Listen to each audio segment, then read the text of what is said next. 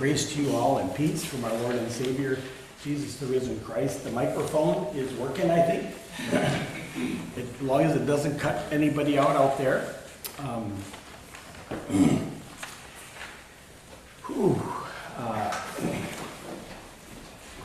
Ran into somebody this last week who said, I'm really concerned about you. I listened online to your sermon from a week or two ago, and it sounded like you were having a rough time. And I really appreciate everybody's concern. And as much as you can appreciate others' concerns for you too. Just because I happen to be a person that actually has a day job on Sundays doesn't mean that I'm always with it. And I'm always put together enough to be a fearless leader to go out and have hope. Sometimes I need you guys to lead me, and that's quite frankly why I show up here so much, because I get more from you than you get from me. And then this morning, as I was getting ready, I overheard somebody say, "God, I just can't wait to see and hear. I hope it's a good message today." And I say, "Me too." me too. And it seems the longer I do this, the more things just come hitting me middle of the night, middle of the morning, and it messes everything up. And I've just learned to trust and give you a crummy sermon, and hopefully sort it out along the way. You know, I remember when my mom was first on Zoom. I remember asking her, "What'd you think about the sermon, Mom?" And she says, it was good. I said, "Great." I said, "Well, any views on it?" It had something to do with the old Chicago neighborhood I come from, that she was still living in, and she says, "Yeah, it was all right." So I pressed further, and finally she says, it was really good. I really enjoyed it, but it wasn't really a sermon, was it? I said, "Well, you got a good point, Mom." So I'm going to do the best I can, and here we go. God's world is upside down. The world that God sees is upside down, and we're called to see it that way too.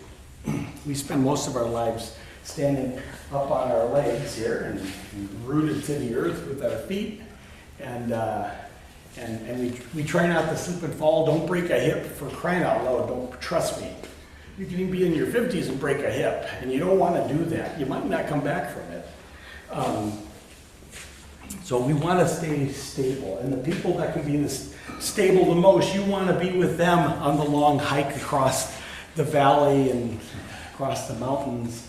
You want to watch their steady feet, and we watch each other all the time. And some of us are losing memory, some of us are losing the ability to not be dizzy. Edie, I mean, there's so many different things. You get a open heart surgery once a year. Frequent flyer. It's like, if you live long enough, you're going to run into this. And it's part of the plan. It's part of the deal. And don't wish it away. It's part of the deal. And we all fall short of being able to hold up our end of the bargain. Nobody is always dependable all the time, or tells the truth all the time, and that includes you and me. So here we've got Jesus and Luke. I've got Jesus and Luke coming together, and he's, like I said before, he's brought the circus with him, like he always does. Everywhere he goes, he brings the circus with him. A regular rabbi would bring his disciples, but those disciples would be learned people that are really studious, not a tax collector who is always writing down numbers and seen as the enemy of the people, a sellout, a turncoat. And then you've got fishermen who are always dirty. They're always dirty because they're the ones that get to sort the fish. They sort the clean fish from the good fish, or from the bad fish. And then they give it to the hawkers, and the hawkers sell it to you, and you get to touch only the good fish, not the ones without scales, the slimy ones, not the, you've got to have the right, pure way of being in the world. And the fishermen are the ones that defile themselves on behalf of everybody. So this is part of his circus. He's got people that were former streetwalkers, that it's the only way they could survive, which is true today in the world that we live in. Women that sell off their body just so they can survive. Kids that do the same. They're part of the circus too. And when you look at them, especially when they grow old, when they're children, we have a sympathy for them. But when they get older, you say, she knows better. What kind of a woman would do that? What kind of a man would do that? We don't say men. I mean, they're there too. But it's women. We've got double standards, and who would do that? As soon as they get old enough, they're on the hook, right? They know better. There are so many ways going at this text this week. I'm going to try to be playful with it in just a little bit, but the world we're living in is it's pretty dang harsh. If you haven't been awake,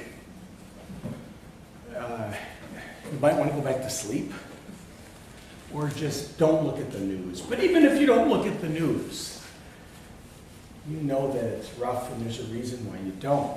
But it doesn't take away the harshness of what's going on. This last week, a fairly well-known right-wing rabble-rouser, Charlie Kirk is the name, who's famous for just going to college campuses and just stirring the pot, and just is a great debater, loses debates too, but no matter what he says, his side will show up and cheer him, and we all do that. I think you guys are my cheerers, and when I'm done with this, you say, that was the best sermon ever, when it wasn't, but you're my cheerers. So he's got them, and they go all over. He was shot and killed by a sniper bullet, and boy, it was like a feeding frenzy for sharks. Everywhere in the country, go after the left, and the left saying, we condemn this. No, you don't. And then, no, you do this, and then the whole thing blows up. Well, while that was happening, a couple hours later, one of our neighbors over here, who's mentally unstable, lost his marbles, and they spilled all over the floor. I baptized him here 20 years ago, and while he was on all kinds of drugs, and befriended him. And then after he was baptized, and his ragtag army of other people drugged out left, it was a couple years later that a secretary, when we finally got a secretary, looked through the paperwork and said, he was baptized as a baby at Peace, so you baptized him a second time. Well, that should help, shouldn't it? Well, he and his father are very, very deep supporters of overthrowing everything that is democratic, everything that is this nation, and throwing out the Constitution. And they're very much against anybody that doesn't have pale white skin, let's say. And so he left his house, and he took a gun that was a replica of a gun, apparently, but nonetheless went over to a construction worker that he felt was offensive because of his ethnicity, and held the gun right at him and said, I'm going to kill you. And well, obviously he didn't, but scared him enough, and he'd done this a number of times in the neighborhood over time. And so his dad the person called 911, the cops came, and every cop car in the region showed up here, and it was a circus, and he was arrested and taken away.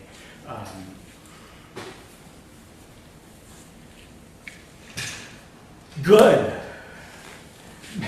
Now we'll be safe. Let's take him away. We'll be safe. And the dad didn't go. The dad stayed in a pickup truck down the street and waited until they took the son away.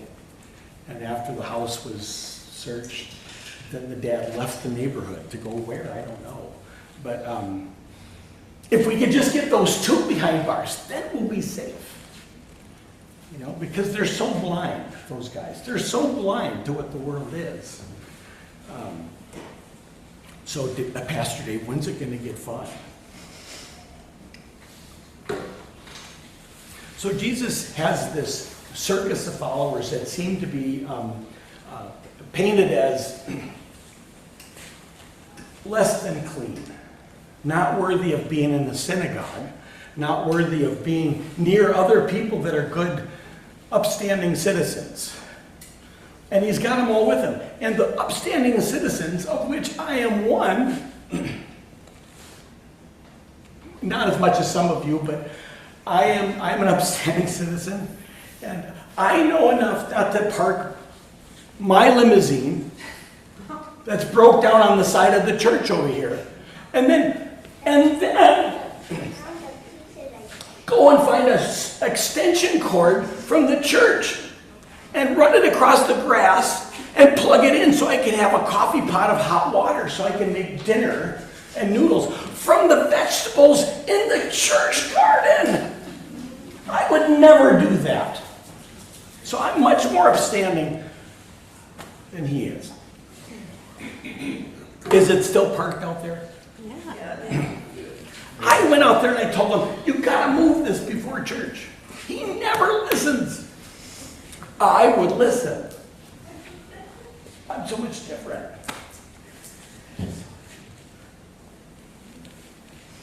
Jesus has got this ragtag army of people.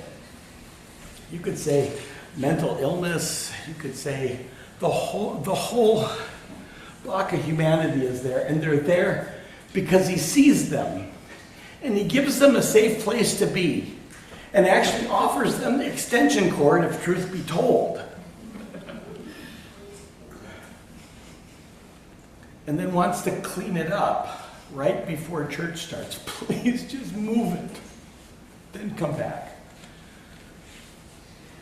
Jesus has got these people.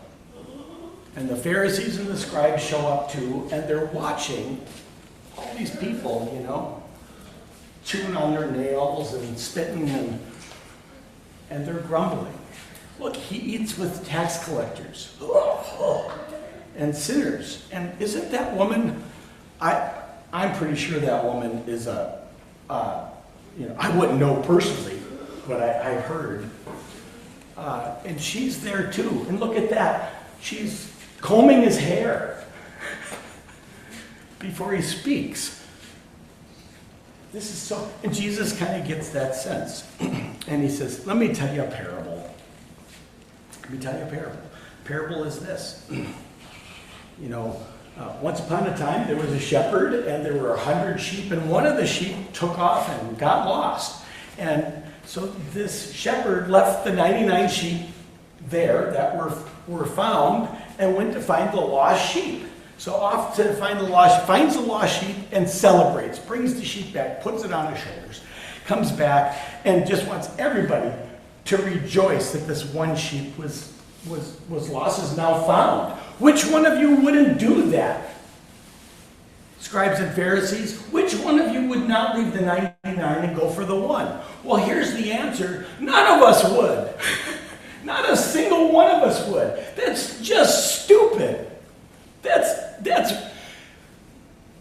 I'm going to lose it. I'm losing my voice. None of us would do that. Why would you jeopardize the lives of 99 sheep to the wolves and the jackals just for that one that's lost, and not for the first time? That little guy keeps getting lost every day. It's time to let that one take its course. No, God is not like us. God is going to leave the 99 that are found and go in search of that one. And then adds to it too. You know, I had to write a parable one time in seminary, and I thought, well, that'll be easy. I mean, it's short and everything. I tried to write a parable. I wrote garbage after garbage after, didn't make any sense. This guy rattles them off. Or, what woman? It's got 10 pennies, 10 coins, let's say. Let's say 10 coins. $10. Let's say $100. 10 $10 bills. Loses one of the $10 bills, puts the 90 in her pocket, and then searches and searches for days for the $10 bill. Finds it and tells it, we've all been there, right? Where's my wallet? That wallet. And you come across it 3 years later in the hamper with a pair of shorts that you're going to throw away. When she finds it, she calls all of her friends together and spends $90 on a party to celebrate that $10 bill. Which one of you wouldn't do that? I know the answer. None of us would do it. I would say, Karen, why did you put that billfold in the laundry basket? I know it was you. Ever since I married you, I've been losing stuff. It's always the first thing I think of. She's always cleaning stuff up. I'm not making it up.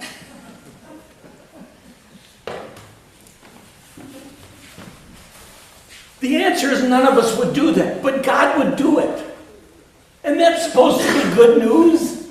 It's like, will you never learn your lesson? So it sounds like in the Old Testament lesson of Exodus, God does learn the lesson. It's like I let him out of Egypt and actually blames it on Moses. It's kind of a cute little interaction. God says, Moses, these people that you have need to be taken down a notch because they are not listening to my word. So you have to go tell them that as your people, and then it's Moses that has to cool his wrath. And Moses comes and reminds God. Moses has to remind God. Remember, God, they're your people, not mine. They're your people. You saved them. Yeah, it's going to take some time and it's going to take some patience. And yeah, they're making a golden calf out there. And they'll do it again and again. But you promised to be their God. Even when they screw up. Even when they screw up and get angry and take their replica gun. Run out the door and threaten somebody that they've been taught since they were that big is a threat to them. And they will pay the consequence. Not the dad. But the dad was little ones too. Where did he get it? You get old, throw it away. That'll solve the problem. God is saying, it's not solving the problem. I could save them again. We're going to start from scratch here. No. You promised. They're your people. With all the flaws, they're your people. They may have voted for Trump, but they're your people. They're your brothers and sisters and cousins. And I got a lot of them. They're your people. And they're lost. They're lost. So, we don't have community today, so I'm gonna try to do this. Because I promise that it'll be somewhat fun. We swim in stories as humans like fish swims in water. Right? That's the only thing that makes us different from other animals. Now, I know those are fighting words. What do you mean? It's true, I'm an animal. If you watch me close, I'm just an animal. I do all the same things animals do, and I growl and I purr and I do all of those things, and what comes in goes out one way or another, and all of the animal stuff. But what makes me different is I swim in stories. And so do you. As humans. That's what makes us human. So the story of the sheep being lost and being left, the 90 and left for the one, crazy story. I was raised on that story. Since I was little, I've heard it. Didn't understand it. But when I was little, I celebrated that story because I could see myself being lost. I was so lost sometimes. Has anybody here been lost? Can you think of a time you were lost? I mean, like really lost, like scary lost. Might be the wilderness, it might be Gaul, it might be the middle of New York City, it might be Gaul, it could be Roseville, it could be the line waiting for your tabs at the DMV. We all get lost there, but you know, to the point where you need help. There's no question you need help. And when the help finally does come in the form of a helicopter or a ranger or a police officer or a friendly farmer in Sweden who comes out and says, yeah, that is not north. And you're so thankful when they sit you down and feed you at their kitchen table, total strangers. You've been found. When I was little, I could relate to that story, and I could feel myself as a little tiny sheep being carried by Jesus, like in all those pictures in Sunday schools all over, you know, blonde hair, blue-eyed Jesus carrying my little sheep. And I felt so comforted. But when I got a little bit older, I didn't get lost so much. I figured out how to read maps. And I figured, you know, if I can understand the subway system in Chicago, anybody can, because I'm just a kid. So I felt pretty confident. I don't get lost anymore. So neither should you. So if you get lost. So I understood the whole thing of being upside down. Like nobody would give up the 99 sheep that know their way. But when you're little, you can understand. Isn't that funny? When you're little, you get it. It's like if I told you God views the world upside down. If I told that to a room full of kids, they'd all try it. We sit here nicely. We swim in stories. Anybody remember Willy Wonka's Chocolate Factory? With Gene Wilder, like the best one, from like 1720.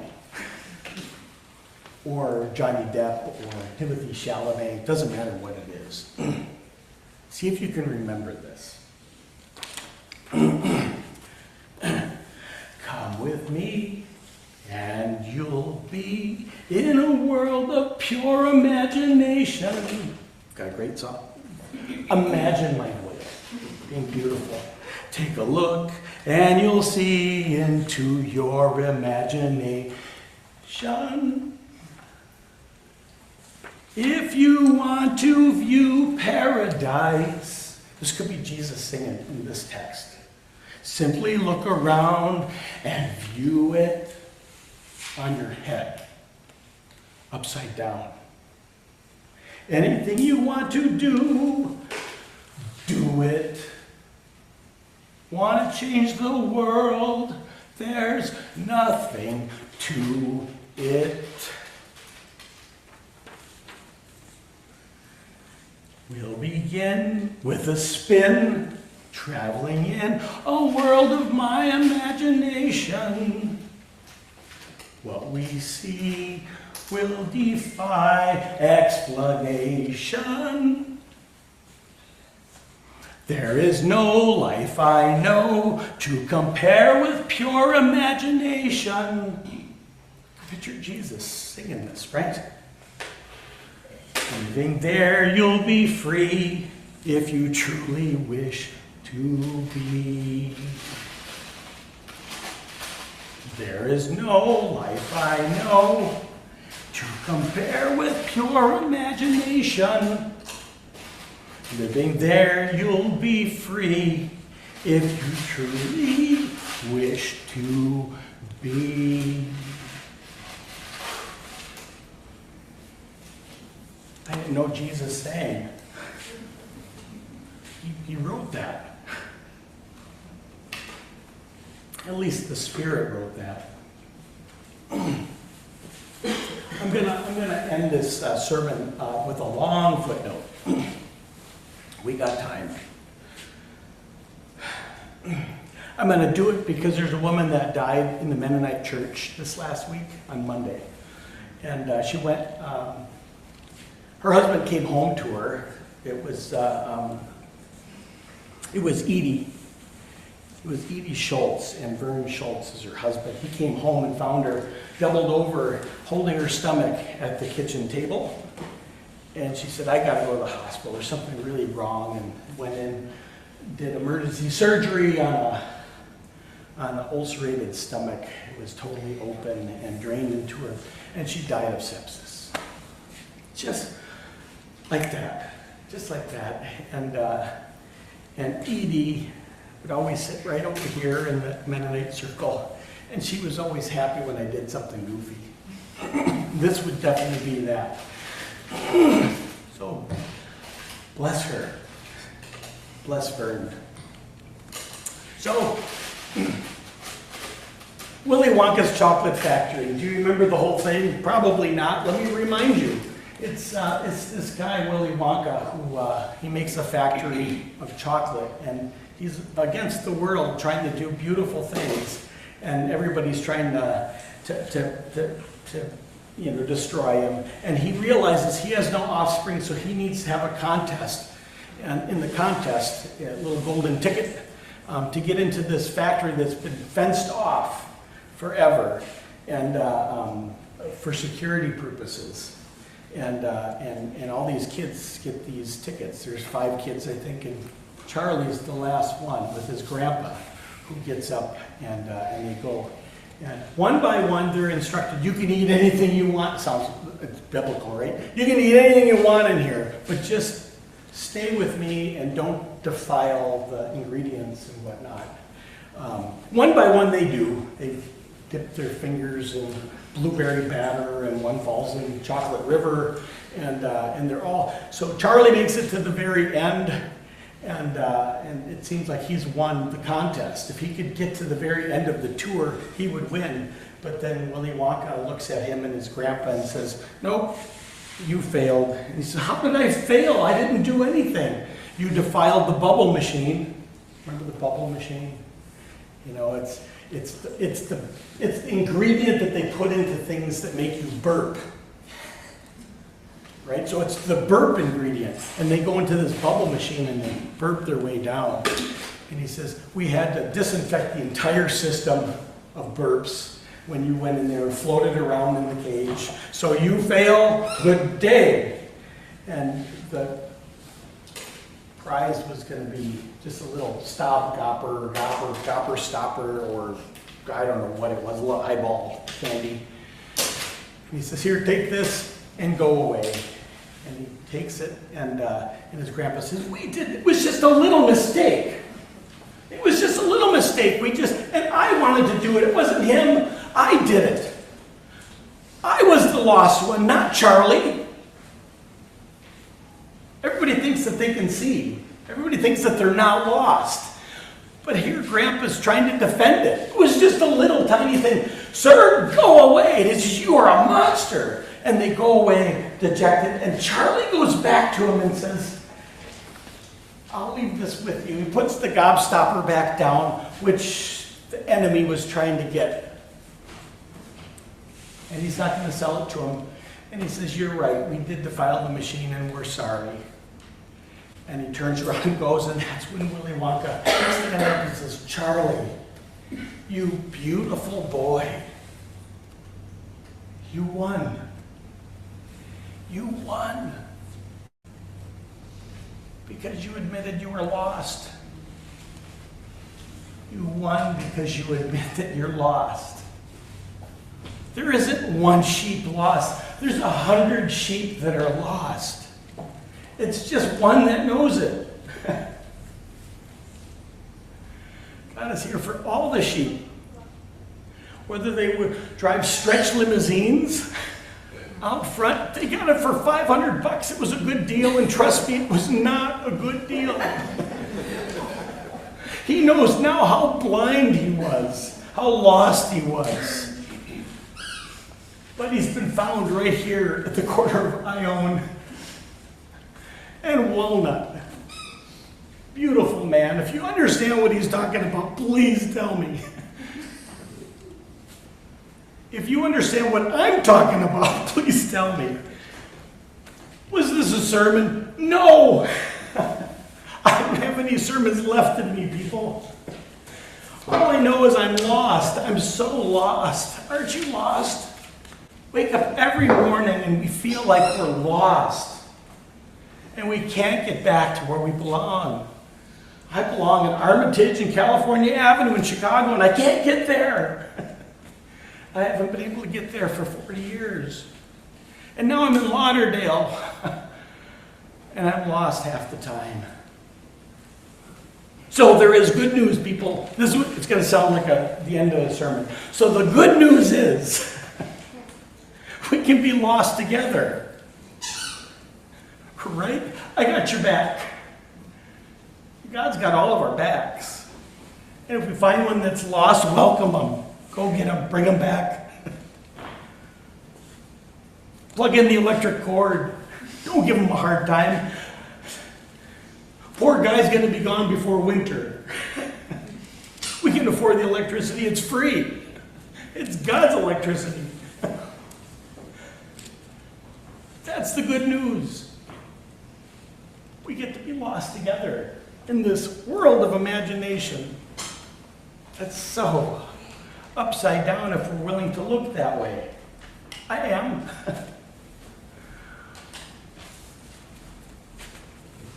Amen.